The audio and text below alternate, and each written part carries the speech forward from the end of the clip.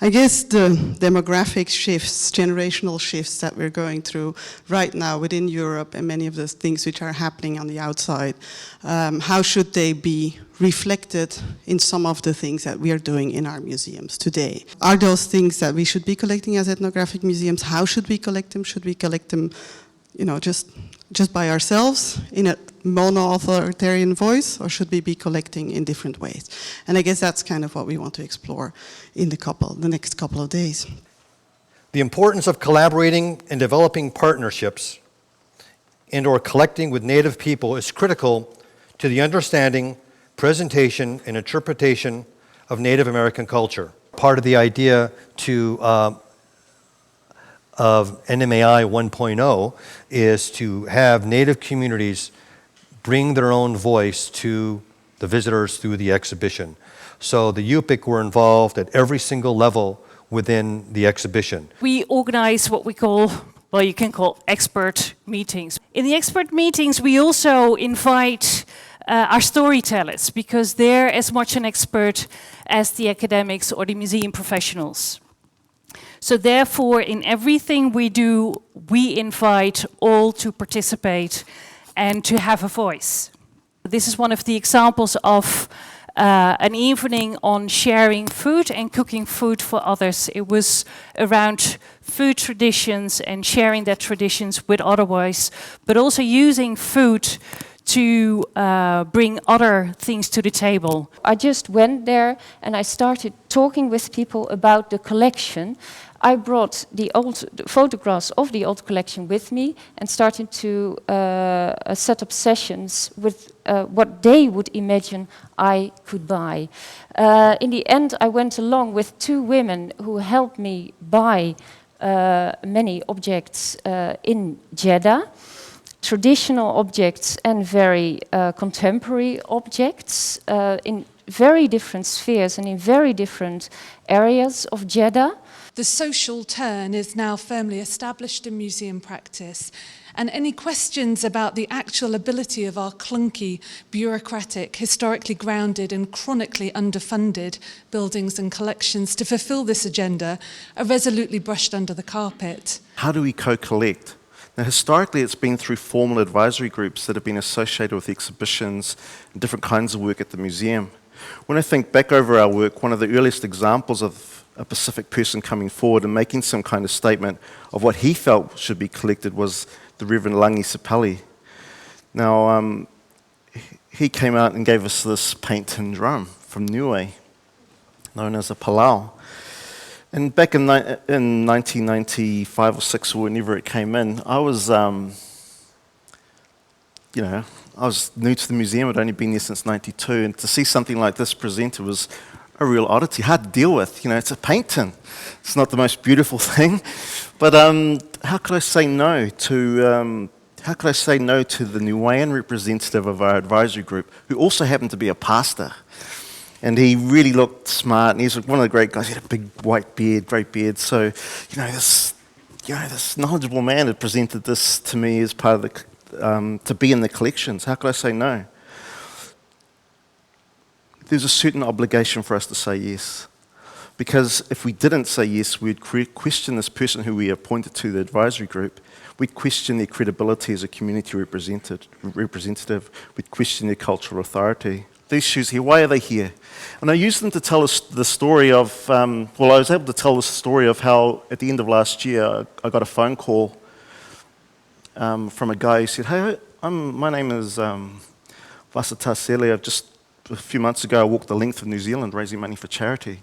I think I might be the first Pacific Islander, if not the first Samoan, to walk the length of New Zealand. Do you want my shoes? And I said, okay, hold on a minute. So we had to talk about it, and I said, can you please send me an email, show me what the shoes look like, and give me some backstory. And while he did that, I did some research myself and found out he could well be the first Samoan Pacific person to walk the length of the country. Why not tell that story through a Samoan person's shoes? It's the first set that we've been offered. So, they won't make it probably into any exhibition of Pacific art, but they do tell a social history story and through a Samoan's experience. So we accepted the donation. They're part of the collection, and they who knows how they might find use in the future, what stories they could tell. The project was about bringing indigenous community from Brazil in contact with the European collections. And to be really honest, I mentioned that sometimes it's a very big problem to get financial resources for projects like this, to invite people.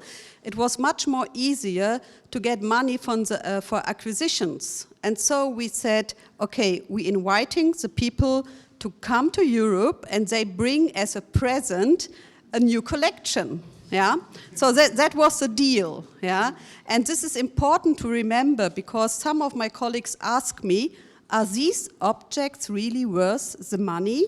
Because they thought it was an acquisition and it was so expensive, they didn't see that it's more than just an acquisition, but it's also a project, and that we try to make a collaborative thing.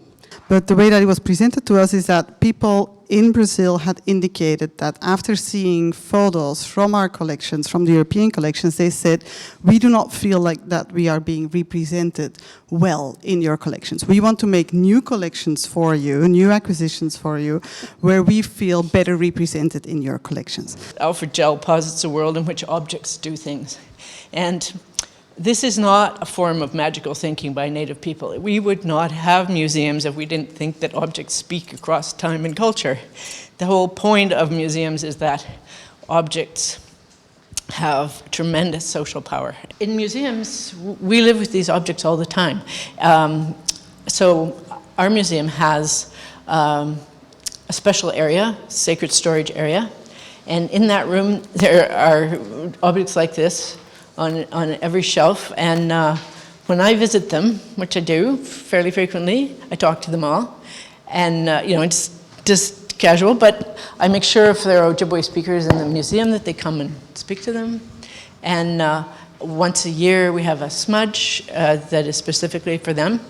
And in the last little while we've actually used objects that were part of our collection but are in that sacred storage area for exhibits.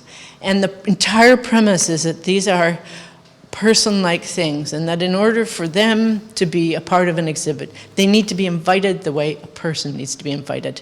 And their friends and relations need to be involved the way you would involve relations of another individual. And it works amazingly well, because there are lots of people who, once invited, are happy to participate in an event which respects the personhood of these sacred or these ceremonial objects. And another issue that came up is the issue of showing images of people who have passed away. It's kind of a common, something that you hear that occurs very regularly in Australia, is this kind of blanket statement saying that that images of people who have died shouldn't be shown. And I saw that this was probably the case in the past, in the 80s, where, for example, Victoria Burbank, even when she was writing about people who had passed away, didn't mention the names just because they had passed away. But here in this project, I found that this wasn't really an actual problem today, because people talked very freely about, for example, this boy who was now a man and who had just passed away very recently. So some of the questions that came up during this project is, who should be allowed to access the images? How can the images be made relevant today? What can the images teach us? And with us, I mean everyone, not just the museum people, but also the people in Numbulwa. How do we archive the knowledge created by sharing these images? And where do we archive this created knowledge?